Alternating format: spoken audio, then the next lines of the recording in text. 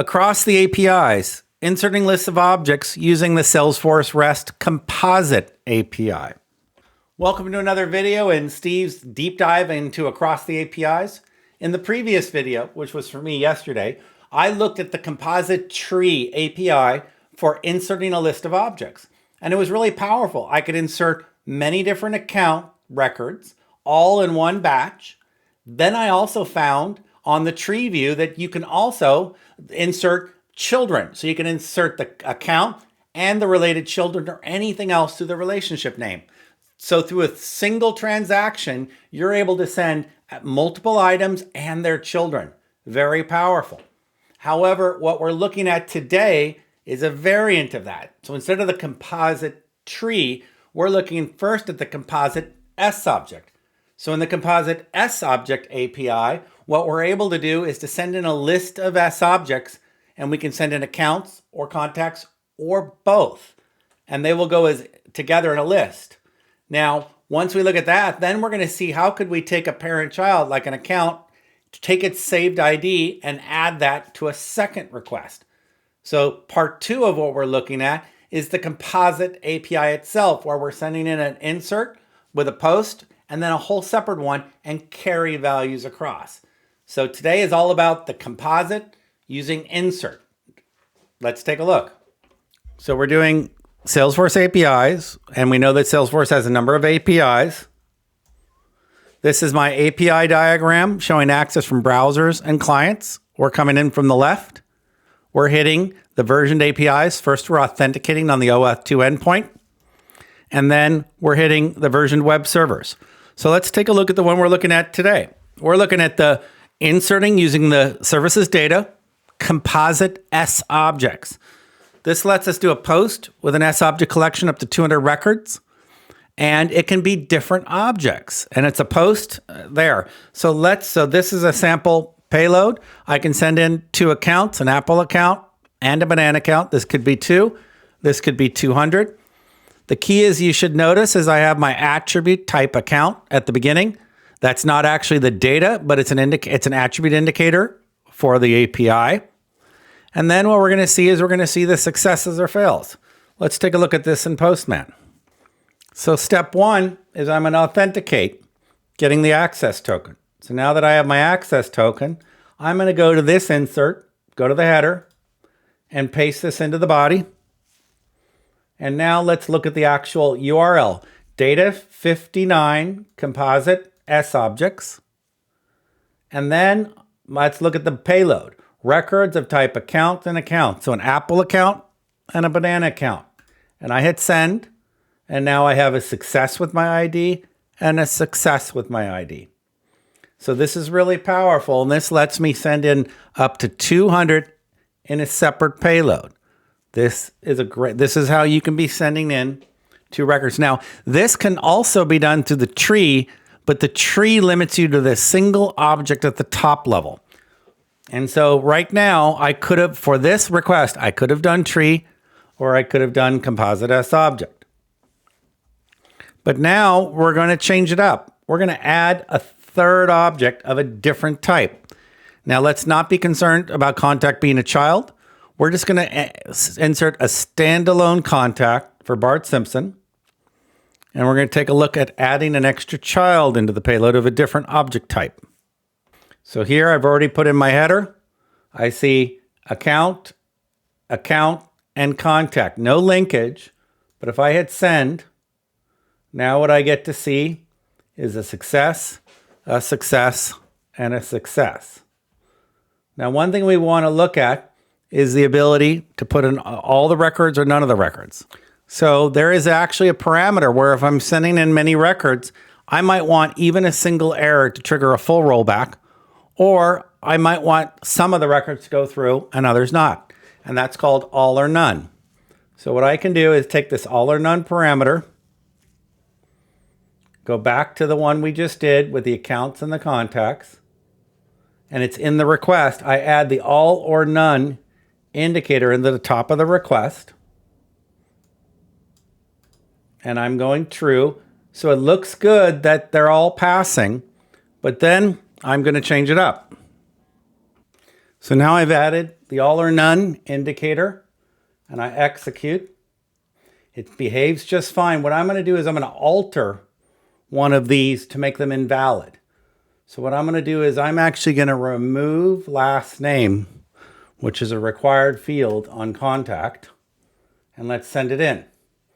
So success is now false, and you'll see the status code is all or none rollback because I have all or none rollback and this had a required field missing.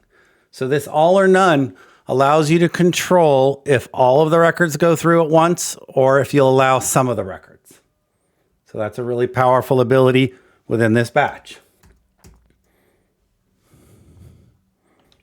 So it indicates whether the whole block fails. So we're talking about this as a block, whether the whole block of records fail or is successful. That is the all or none. Now, there is another nuance going on, is that there is a block of objects. If you loaded account 1, account 2, and then contact 1, what it'll do is it will see them in the contiguous type by the type of object. So in this example, if you had account 1, 2, contact 1, account 3, it's going to go into 3 chunks. Account 1 and 2 is the first chunk because that's one object. Then it's going to shift over to the contact, perform that in a chunk, and then come back to account 3 in a chunk. You want to watch how you organize things because a single current request can have up to 10 chunks. Now you need to watch your mixed DML where you can't update multiple records when one of those is related to a feature in the setup area. So this is a really powerful way to in this case, insert accounts, contacts, other custom objects, all with a single block, and you can use the all or the none capabilities. Now we're going to move to even the larger power of the Composite API. In this case, I'm not just having Composite sObject, I'm going to the root of Composite, which means I can create a block of DML actions that I can then execute multiple blocks of DMLs at the, sequentially and call it a single transaction. So let's actually take a look at that.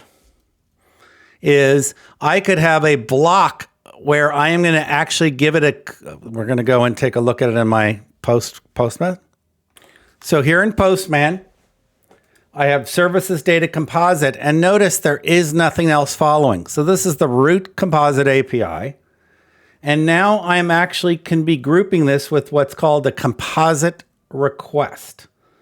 And in this composite request, I can actually choose to do different activities. I can do inserts and updates. So in this case, I'm going to give it the method and I'm going to give it the URL. So I'm going to create an activity here on the account object, which is going to load an account. There's its reference, and I can use this reference ID so that way I can create, let's call it temporary variables. So I'm going to do a insert of an account. This could have one, or this could have many. And then I'm going to do another post of a contact in a different one. And from here, I can then, because they are two separate requests, one is a post to account and one is a post to contact.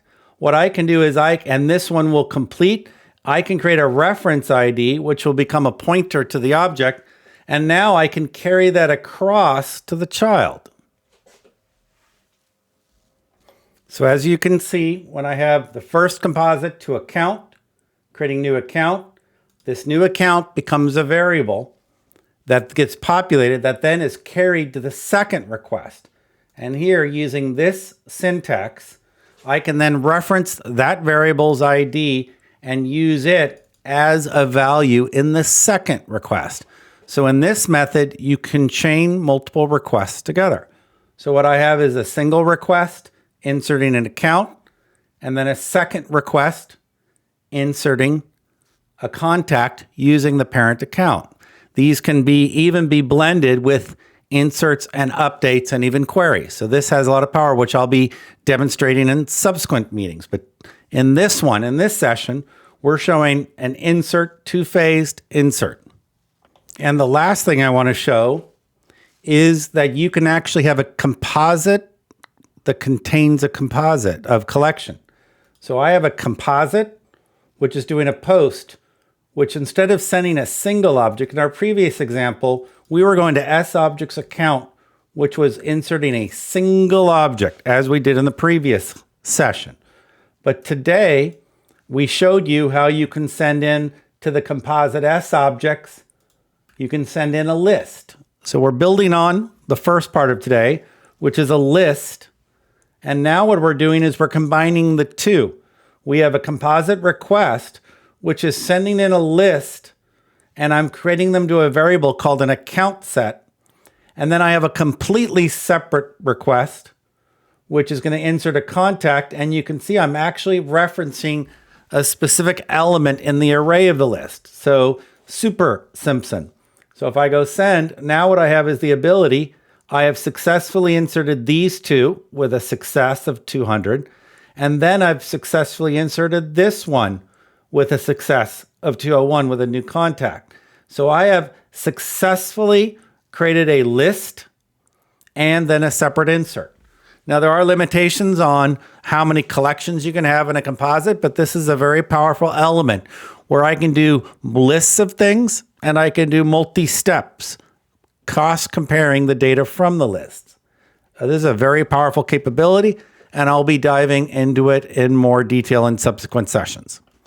So we showed in one session, you can use your REST API and just insert an object. Very easy. We showed in last session that you could use the composite tree and send in a tree of an object, even with its children. That's really powerful. At the beginning of today, we showed how you can send a composite collection where you can send in a list of account and contact and other objects and pass them in. And then we finished the day showing how you can actually send multiple blocks of requests. You can send in accounts and some accounts and other objects. And then in a second request under the same API transaction, you can send in another block of requests and actually have lookup of temporary variables linking the two together. So we're going to start delving into the intricacies of blending, going into updates and inserts and updates and queries. We'll be diving into that in subsequent sessions, but these are your tools for insert. Single record insert, use the straight sObject. Arrays of things, you could use the composite tree or go to the composite list or the composite composites. So there's some great choices depending on the complexity of your data and the sequence in which you need it inserted. So this was Cool Composite. Join me again, same bat time, same bat channel. Subscribe to go to www.SteveTechArc.com. Subscribe to my YouTube channel, SteveTechArc, and I'm going to keep cranking out these cool videos for you. Thank you.